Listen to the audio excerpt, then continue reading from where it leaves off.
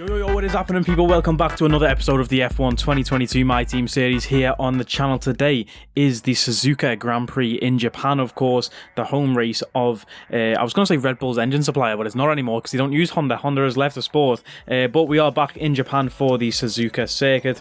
And before we get into this one, we go ahead and spend a bit of this money that we've got saved up. We have 3.6 mil saved up. We spend 2.5 here on this durability facility upgrade. That rhymed, I didn't even mean it to. That'll give us more resource points every week to upgrade the car with. Getting into this weekend in Japan, it's going to be a wet qualifying session followed by a dry race, so that throws a spanner in the works of our setup. And checking out this here, the performance tree of the car where all the upgrades are, there's regulations for the next season in our game that requires the powertrain and the durability upgrades to be redone. Basically, you've got to redo all of your upgrades at a reduced cost, and we go ahead and do that. Well, we don't actually, because we don't have the resource points, but we need to work towards that. Otherwise, if you don't do that, you lose your upgrades for next season, and then you will have to redo them next season. That's what really throws about the tree, the vehicle tree of which has the best car, because certain teams don't readapt the parts, so then they end up dropping down for the next season. So it'll be interesting to see that next season, and if we can manage to get all of ours done before the new season, or if we lose any upgrades. But getting into the qualifying session now, currently sat in P20, just ahead of our teammate Dan Ticktum in P21. We come through turn 2 with a bit of understeer. It's very difficult in the rain. This first section of this track is very difficult, full stop. Never mind in the rain with even more reduced grip. Using the curbs as much as we can to get rotation through this wind and S section. That reminds me a lot of Magnussen Beckett's from, of course, the Silverstone Grand Prix. Using a lot of the curbs, but not too much, because the curbs, obviously, in the wet conditions are very slippery and will throw the car off. A bit of a dip in the road there as well helps us rotate the car. Coming through that double right-hander and into the hairpin. Now I struggle in the dry for this hairpin, never mind on the wet, and getting the power down on the exit is so difficult, but we managed to take it very nicely there. That's probably the nicest we took the hairpin all weekend, even in the dry conditions in the race, which you'll see, of course, once we get to it. Qualifying is now complete. We are improving on our time. Will it be enough to get through to Q2? It's been a while since we've made a Q2 appearance. Snap of oversteer there, dropping into fourth gear for this left-hander, getting on the throttle as quick as possible, because quite a long straight here, carrying a lot of speed through this section of the track. A fairly long straight followed by a flat-out left-hander in qualifying now. In the rain, we do drop it to 7th gear, go off the track a bit, get back on the track before we get invalidated for track limits. I thought that was going to be an instant validation, but we didn't get the validation, so it is what it is. We play to the game's rules, not real life, when it benefits us anyway. And then we go ahead and open the DRS and cross the line with 2 green sectors. The first sector was very sloppy and red, but we do finish P17, so that's actually a solid qualifying for us there. P17, our best qualifying result for quite some time, I think, in terms of strict qualifying before grid penalties for the race, but just missing out on Q2 and P16 by 600ths of a second, so very close there.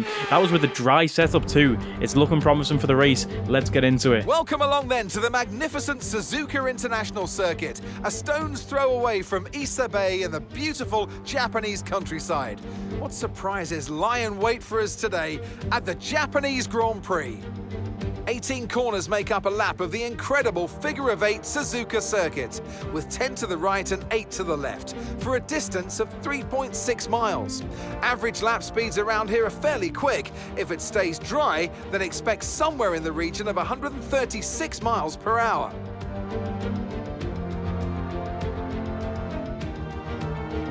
It's time to see how our drivers are stacking up after yesterday's exciting qualifying session.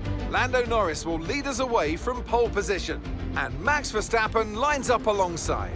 Moving on to the rest of the grid, we have Hamilton, Leclerc, George Russell and Bottas, Mick Schumacher, Fernando Alonso, Perez and Pierre Gasly, Ricciardo, Vettel, Yuki Tsunoda and Magnussen. They'll be starting further back after an earlier grid penalty.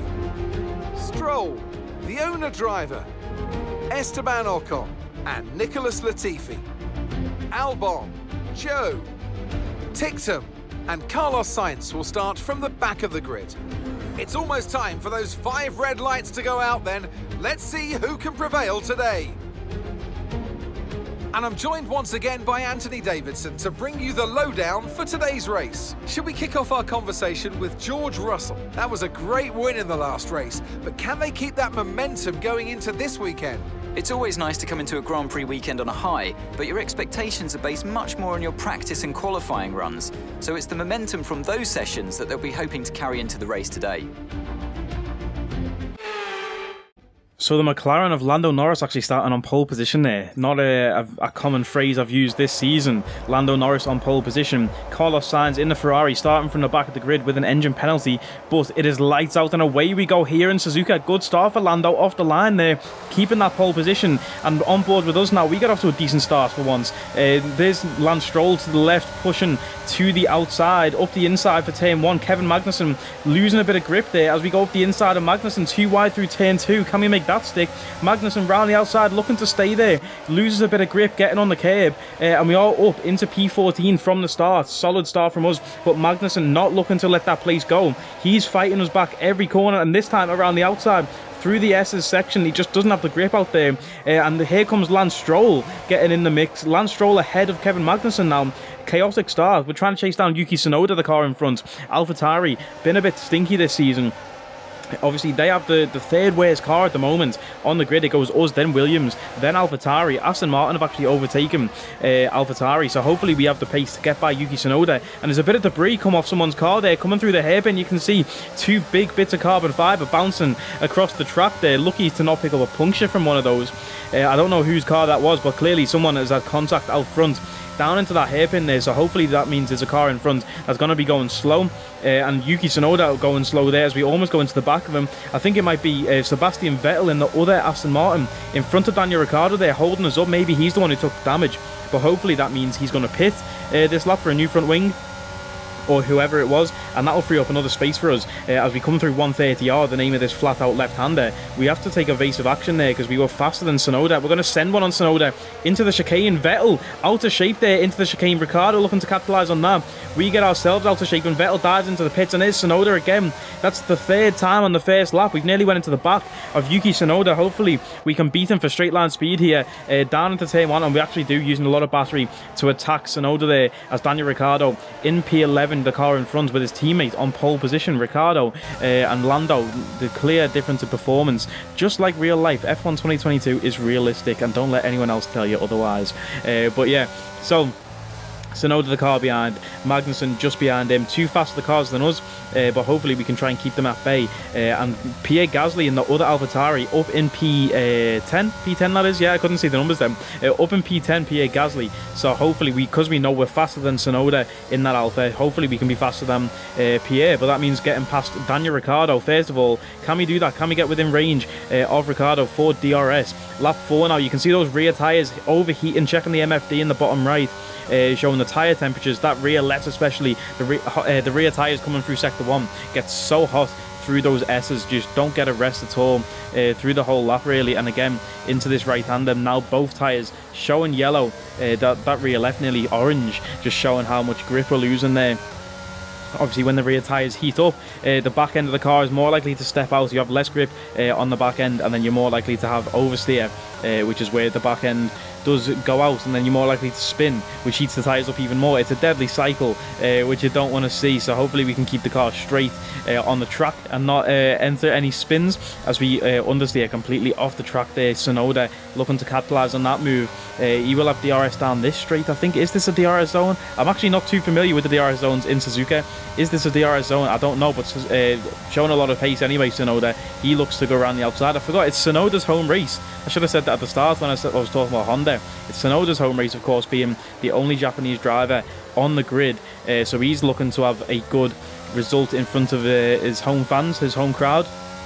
As we see the beautiful Ferris wheel on the left there. I love the way they have like the design on the outside of the track too, and not just the actual track itself. It just looks so sick. There was a certain country or Grand Prix that began with R that we're not allowed to say on YouTube anymore. They had a nice little outside bit at the Grand Prix, but unfortunately it's not on the game anymore. It was actually one of my favourite Grand Prix circuits to drive too, but yeah, we can't do the R Grand Prix anymore. We can't even say it out loud. Lap 9, Leclerc into the pits for hard tyres, running a one-stop strategy, same as us. We are going to overtake Leclerc down into turn 1, but he splits us and Tsunoda. So Tsunoda was right on our gearbox, pushing us every lap. We was having to defend very hard against Yuki Tsunoda. Lost time to Ricciardo in front, as you can see in the top left. You can see those split times now. But now Leclerc has split us and Tsunoda, put the gap to 1.4 seconds. Hopefully he can hold Tsunoda up, even though he's going to be a lot faster than Tsunoda. And a lot faster than us. Hopefully there's still the gap there, you know, between us and Tsunoda, and we can stay ahead of Tsunoda. The gap is now 1.4 as Ricciardo looks to make moves on Pierre Gasly, 4 seconds ahead of us. Leclerc will be looking to make moves on us very shortly, I would imagine. Even though this is his outlap on these hard tyres and he's got to warm them up, yeah, he's managed to do that very nicely. And obviously he's the world champion. He got crowned world champion a few races ago. If you didn't see that, go back and check out any episodes that you missed. Forgot to say it at the start. Like and subscribe, you know the vibes by now. Down into the main straight though, Leclerc does have his DRS wing open, and down at the turn 1, Leclerc completely backs out of the move there. I don't know why, because he would have been significantly ahead into the braking zone, so I don't know why he backed out of that move there. That was a very bizarre moment, but it means we're ahead through the sector 1 and through the S's, which we're just going to hold up Leclerc even more through here. Very difficult to overtake through the S's section. It's very narrow, the track, to try and make a move around the outside. So I don't know why Leclerc didn't try and take us into turn 1, because that's just going to cost him time in this race. He's already won the championship, so it doesn't really matter for his race. But still, I think Ferrari might have won the Constructors by now. I actually don't know with the Constructors. He still wants to get points, you would imagine. Just being a racing driver, you still want to win every race that you go into, unless your name's Nicholas Latifi, and then your only goal is to try and stay out of the wall. But again, he's going to have that DRS wing open. Charles Leclerc down the main straight to start lap 11. We are coming towards our pit window in a moment, and again, there we go, ahead into the braking zone, and he almost backs out again. It was very weird driving from Leclerc. I don't know what he was doing, but he's ahead through turn 1 and 2 now, so he's managed to stay ahead. And now Tsunoda has closed the gap again to 5 tenths, so Tsunoda clearly showing some pace. We're struggling with overheating of the rears, of course, and I think lap 12 might be our in lap for the pit. I'm not too sure. We'll see in a moment. Yes, it is. So we're going to come into the pits 1 second ahead of Tsunoda by the time we come into the pits, and Magnussen pits behind us. Tsunoda stays out. That's an interesting one. So we're getting the undercut on Yuki Tsunoda. We were 1 second ahead by the time we came into the pits. Let's see next lap when Tsunoda pits. Let's see where he comes out. Is the undercut or the overcut the better strategy here in Suzuka? We have a perfect pit stop, 2.5 seconds with that optimal turning, and we obviously come out ahead of Magnussen. We've been overtaken a few times in the pit lane this year, which has really annoyed me, and by a few times I mean twice, so hopefully we never see that happen again. But down through turn 1 now, we've got Carlos Sainz, the car behind, and massive understeer coming through turn 2. You can see how cold the tyres are on the MFD, and that allows Carlos Sainz to go around the outside. Not even putting up a fight against Carlos Sainz, because obviously Ferrari, best car on the game this year, at least for the first season of my career. Not even a point in fighting that. The point for this lap is to just get these hard tyres up to temperature as quickly as possible, and try and put in that gap to Magnussen. He's closed it from 2 seconds to 1 second already, sorry. Down into the chicane again, the final chicane. Our teammate into the pits, Dan Ticktum. I haven't even mentioned Dan Ticktum once this race, because the guy stinks, you know, and we're looking to get rid of him for the season 2 anyway. We only brought him back for the culture. Ticktum in the pits, Zhou Guan Yu in the pits, also Esteban Ocon and Yuki Tsunoda. There's Tsunoda coming out of the pits now. We're miles ahead going into turn 1. Coming through now, like I say, we were 1 second ahead as we came into the pits, and we're going to come out after Tsunoda comes out of his pit stop 1.8 behind, or now 2 seconds behind. So we actually lost a second, or we gained a second of time by going with the undercut strategy. So a good strategy call for once by us. And now he's battling Magnussen through the S's, and yeah, the gap's nearly 3 seconds now. So a perfect moment for us there, for that to happen when it did, and for us to put in a gap to Tsunoda there at the back. It looks like we might have an issue. Hang in there, we're attempting to manage it. And that is never a good sign. We've heard that a few times this season so far from our, from our engineer. And that is not what we love to see. That is not what we like to see at all. And I'm checking the MFD, trying to see if I can see myself what the issue is. I didn't really feel anything, but... Okay, it's not good news, I'm afraid. Seems like an engine issue. So we've got an engine issue according to our engineer. Now, the gap in front of Ricciardo, 3 seconds. The gap behind to Tsunoda was 3 seconds. And I'm checking the MFD. You know, like, none of the engine components are showing excessive wear. The fuel mix was okay. The ERS deployment was okay. We've saw that before. The fuel mix has gone to lean, or the ERS has said, like, it stopped working. But the only thing I can think is we just had a loss of power. Somehow, some way, there was a mechanical fault. Or not even a fault, because that means you've got to retire the car when there's a fault, but just a glitch or something. And you can see the gap to Tsunoda was 3 seconds, and then now it's 2 seconds. We're running the same laps. We were in that zone, really. If you drive these races yourself, you know what I'm talking about. When you get to the zone, you don't even think about anything else. You're literally just driving the laps and putting laps in back to back. No, like, mistakes or anything like that. So it's, I mean, a little bit of a mistake there we got on the grass, but not enough to lose that much time to Tsunoda. And at the end of lap 18 now, the gap went from 3 seconds to being 6/10. So clearly there is definitely something wrong there. We've lost some power somewhere, and now Tsunoda is catching on us with 9 laps left to go in this Japanese Grand Prix. It's not looking good for us. It's not looking good, Rev. It's not looking good.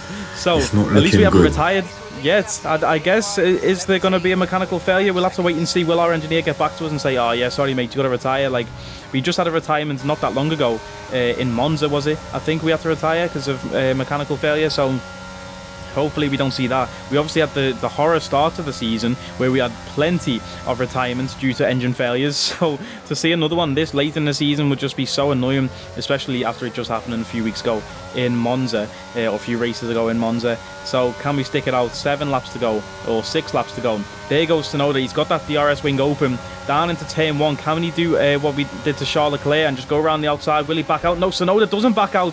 Almost contact there, coming through turn 2, too wide. Who's going to have the better grip and traction? It's us on the outside. We managed to launch ahead of Tsunoda, and being ahead for the S's, we get to dictate the speed through here. We can just park ourselves on the apex, and there's nothing really Tsunoda can do about it. Like I say, very difficult section to try and overtake on, and to try and go too wide. You're probably just costing yourself time even more. But here he goes up the inside. Tsunoda, he gets a great exit there. But into this right-hander, pretty much a 90-degree right-hander, we have to just park on the apex again. And Tsunoda gets a bit scruffy on the exit there. Now Magnussen used that as an opportunity to overtake the Japanese driver, and Magnussen is up into P14. He's ahead of Yuki Tsunoda. Those two have been battling a lot this race, and they're still battling now. So, getting to the end of lap 22, can we hold out? There's only 5 laps left now, starting lap 23. Can we do it? There goes Magnussen this time. He's going to have his DRS open down into turn 1, and he does a Charles Leclerc. He backs out. Magnussen backs out, so we actually stay ahead through turn 2. Is he going to try and send one back too wide? Yes, he is. He's going to go around the outside, but here again we just park ourselves on the apex, make our car as wide as possible so Magnussen cannot try and make that move. And now Tsunoda again looking to bite on that. It's the same thing, carbon copied every lap pretty much, but we have a bit of understeer there. That allows Magnussen to eye up a move, but it's not going to be on the cards for Magnussen, at least for not that corner.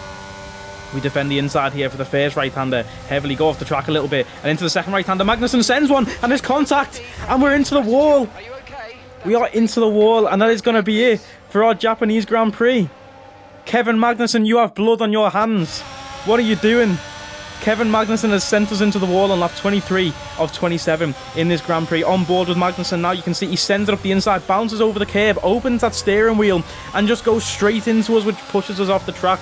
And the speed we were carrying there was no chance of us slowing down before we met that wall. The gravel tried its best to slow us down, but yeah, from this angle you can see he takes off our front wing, and then there's just such a small runoff area between the gravel and the wall there. So yeah, just unfortunate. Magnussen gets it all wrong, sends one, dives up the inside, bounces over the curb and has to open the steering wheel. You can see it here in slow-mo. You see he bounces over it, opens the steering wheel and just completely clatters us, pushes us right off the track. Gets it completely wrong himself. You can see where he's going. He's not even made the corner himself. And yeah, so we go off the track, and that's going to be it. That is going to be the end of our race, and that is just so painful and annoying to see. I thought we were running a good race there. P13 was solid, and again another slow-mo angle. You can see just he bounces over the curb. Where are we supposed to go? There's no way I could have evaded that. And then we've got a full lock of steering and just onto the gravel. There's just nothing we could do with the amount of speed we were carrying. And then we just meet the wall and obviously lose that tyre. So Just so annoying. Lap 23 of 27. I've literally been sat there for 45 minutes in my chair sweating just to retire from the race with 5 laps to go, or however many laps it was to go. Kevin Magnussen, you have blood on your hands, mate. And surely he should have got a big ass penalty for that as well. Pardon my French. I don't. Yeah, surely he should have got a big penalty for that. There's the McLaren team celebrating after our retirements. They were just happy that we retired. Now, they were happy because Lando Norris won this race, his first race win in Formula 1. I wonder how long it's going to take for that to come in real life. But there goes Lando. There's George Russell in P2 or 3. And then Max Verstappen in the other podium position in P2. Yeah, I don't get it. When they're in Parc Ferme, the boards are completely messed up. It's crazy. But shout out to Lando, shout out to McLaren. A very nice shot there of the car. The graphics do look amazing on those cars. But yeah, unfortunate race there. It was a good solid race. We were racing in P13 and 14 around that area. That's we've seemed to find ourselves there in P14 and 13 a lot in the last few races. That seems to be our current level. Give or take a few grid penalties to push people back to the grid or further back on the grid. But yeah, I mean, next race is what, USA, I think. We've got the American tour now. Next up, USA, Mexico, Brazil, and then to finish it off in Abu Dhabi. Can we have a good end to the season? Because at DNF there, we had a DNF in Monza. I mean, this might be the most DNFs I've ever had in any F1 game already, and the season's still not over. So let's check out the final standings there. It was Charles Leclerc finishing in P4 with the fastest lap of the race. We actually finished P21. Dan Tickton finishes P22 and with a DNF. We didn't see that during our race. So he DNF'd after us and we still finished ahead of him, and obviously we can't find out what happened to Dan and why he DNF'd. But that guy stinks. How can we retire first and still finish ahead of him? That guy is a joker. He is not serious. The same as our pit crew. In fact, we're going to sack Dan Tickton at the end of this season, and we're going to hire him as a pit crew member, because both of those guys are not serious at all. He'd fit right in there, bunch of clowns. Sticking where we are in the standings, drivers and constructors though. And yeah, man, let's just advance to our sponsorship renewal. Yeah, well, we've got a powertrain department thing first. We can either gain XP and lose morale, or lose XP and gain morale. I go with the morale option because that means we will have more chance of getting upgrades in without failure. We just renew our sponsors. If you remember, our sponsorship goals to get more money was driver of the day and something else, but ignore that. Retirement announcement: Daniel Ricciardo is retiring from Formula 1 in this season.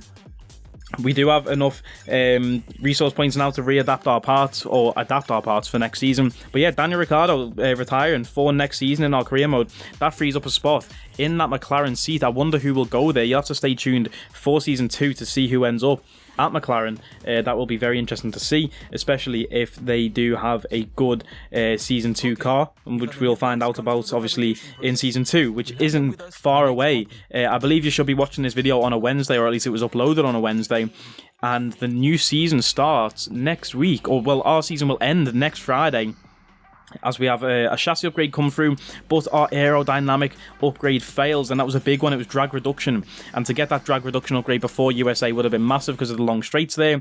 But USA Grand Prix next, catch that on Friday, and then next Friday is the finale in Abu Dhabi. So yeah, man, it's been a quick but long journey, I feel like, for season 1. Hopefully you're enjoying so far. Like, comment, share and subscribe. You know the vibes. I'll catch us next time.